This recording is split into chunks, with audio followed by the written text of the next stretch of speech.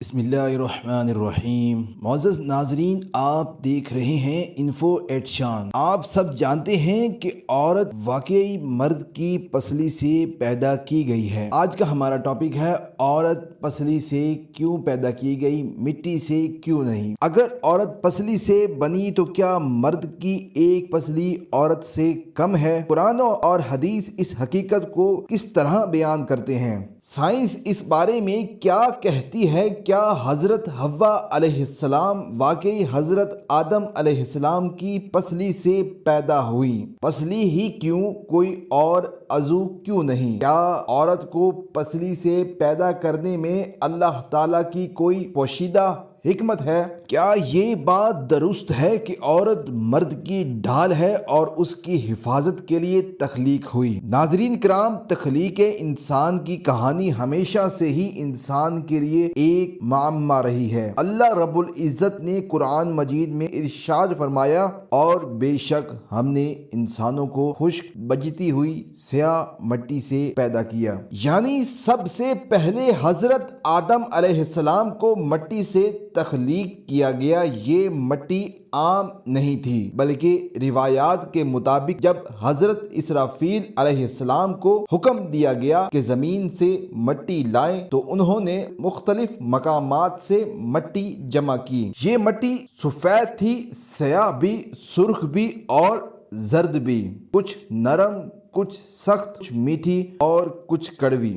یوں ایک ہی جسم میں دنیا کی رنگا رنگی جمع کر دی گئی۔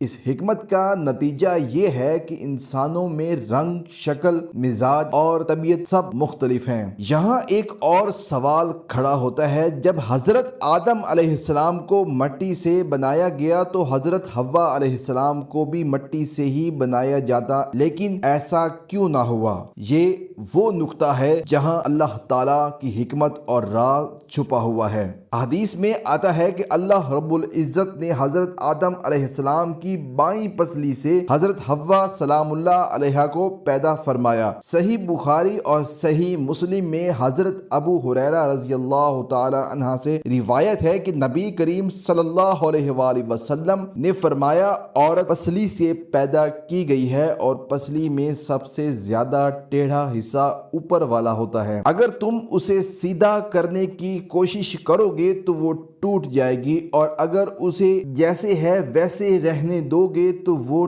ٹیڑھی ہی رہے گی، لہٰذا عورتوں کے ساتھ اچھا برتاؤ کرو۔ یہ الفاظ ایک گہری حقیقت سمجھاتے ہیں کہ عورت کی تخلیق میں نرمی، نزاکت اور نزولی فطرت رکھتی ہے، لیکن یہاں سوال یہ بھی پیدا ہوتا ہے کہ عورت کو پسلی سے ہی کیوں بنایا گیا؟ کیا پسلی کے پیچھے کوئی خاص راز تھا؟ کیا اس میں عورت کے تقدس اور حفاظت کا کوئی پہلو پوشیدہ تھا؟ ناظرین، ہم ابھی تک جان چکے ہیں کہ حضرت آدم علیہ السلام کو مٹی سے بنایا گیا اور حضرت حوا سلام اللہ علیہا ان کی پسلی سے، لیکن اب اصل سوال یہ ہے کہ پسلی ہی کیوں؟ کیا عورت واقعی مرد کے جسم کی ڈھال ہے؟ اور کیا سائنس بھی اس حقیقت کی تائید کرتی ہے؟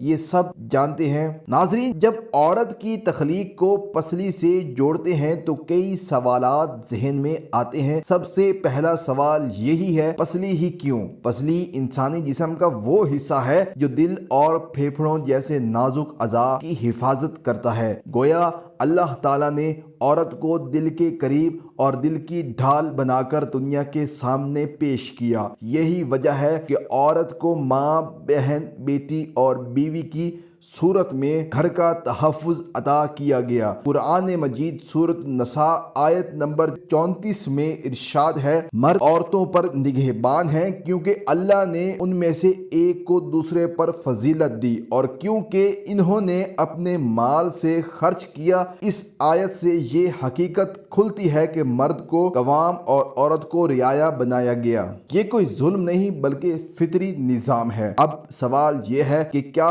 عورت کے پسلی سے بننے کا مطلب یہ ہے کہ مرد کی ایک پسلی عورت سے کم ہے؟ بہت سے لوگ یہ بات کہتے ہیں، لیکن یہ محض غلط فہمی ہے۔ میڈیکل سائنس کے مطابق ہر عام انسان کے پاس 12 جوڑ پسلیاں یعنی 24 پسلیاں ہوتی ہیں، چاہے وہ مرد ہو یا عورت۔ یہاں ایک اہم بات سمجھنے کی ہے، حضرت حوا علیہ السلام کو حضرت آدم علیہ السلام کی پسلی سے پیدا کرنا ایک خاص معجزہ تھا۔ اس کا یہ مطلب نہیں کہ ہر مرد کو ایک پسلی عورت سے کم ہے۔ یہ ایک بار پیش آنے والا واقعہ تھا جس میں اللہ تعالیٰ نے اپنی حکمت کو ظاہر کیا۔ ناظرین، اس پسلی کا راز صرف جسمانی نہیں بلکہ روحانی بھی ہے۔ لیکن کیا عورت کہ اس ٹیڑھے پن کا مطلب یہ ہے کہ وہ ناقص ہے یا اس میں کوئی اور حکمت چھپی ہے؟ یہ جاننے کے لیے آئیے چلتے ہیں۔ ناظرین، نبی کریم کا فرمان ہے، عورت کو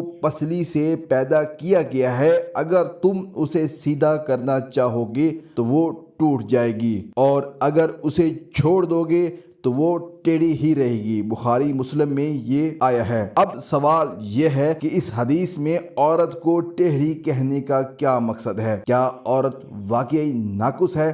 نہیں، حقیقت یہ ہے کہ یہ عورت کی فطری نزاکت اور نرمی کی طرف اشارہ ہے۔ اس طرح پسلی دل کو ڈھال فراہم کرتی ہے، اسی طرح عورت خاندان کو محبت اور سکون فراہم کرتی ہے۔ علماء نے لکھا ہے کہ ٹیڑھا پن دراصل عورت کی رحم دلی، نرمی اور لچک کا استعارہ ہے۔ اگر وہ سخت ہو جائے تو ٹوٹ پھوٹ کا سبب بنے گی، اگر اس سے کسی فطرت پر رہنے دیا جائے تو خاندان کو سہارا دے گی۔ یہاں ایک اور راز سامنے آتا ہے، اللہ تعالیٰ نے عورت کو مٹی سے نہیں بنایا تاکہ اس کا تقدس محفوظ رہے۔ جیسا کہ بعض مفسرین نے کہا، اگر فرشتوں کو بھی یہ پتہ چل جاتا کس مٹی سے عورت بنی ہے تو اس کے تقدس کا راز کھل جاتا، اس لیے اللہ تعالیٰ نے اسے حضرت آدم علیہ السلام کی پسلی سے پیدا کیا۔ یہی وجہ ہے کہ حضرت حوا علیہ السلام پہلی عورت بنی اور دنیا کی تمام انسان انہی کی اولاد ہیں۔ قرآن مجید سورۃ نساء آیت نمبر 1 میں ارشاد ہے، اے لوگو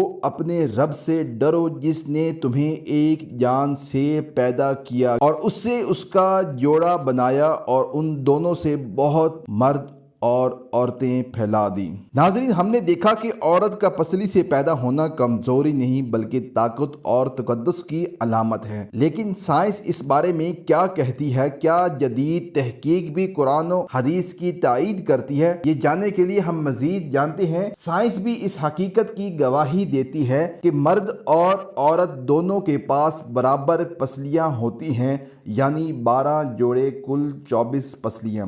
یہ بات ثابت ہو چکی ہے کہ حضرت آدم علیہ السلام اور حضرت حوا سلام اللہ علیہ کا واقعہ ایک خاص معجزہ تھا۔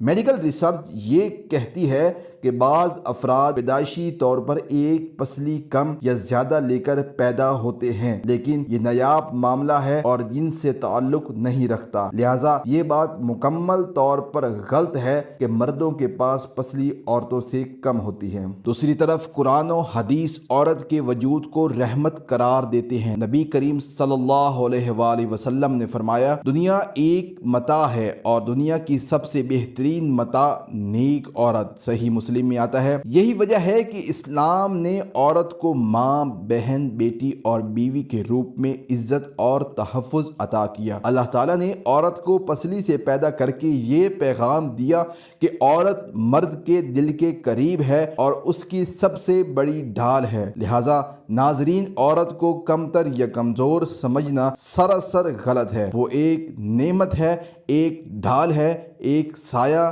اور ایک رحمت ہے۔ ناظرین، اب آپ جان چکے ہیں کہ عورت کی تخلیق مٹی سے نہیں بلکہ پسلی سے کیوں ہوئی۔ یہ اللہ تعالیٰ کی حکمت تھی تاکہ عورت انسان کے دل کی ڈھال اور خاندان کی پناہ گاہ بنے۔ لہٰذا عورت کو کمزور نہ سمجھیں بلکہ اس کے تقدس اور اس کی عظمت کو پہچانیں۔ اگر آپ مزید ایسی اسلامک ویڈیو چاہتے ہیں تو info@shan کو ضرور سبسکرائب کیجیے گا تاکہ ایسی دل فریب اور مزید ویڈیو آپ تک پہنچیں۔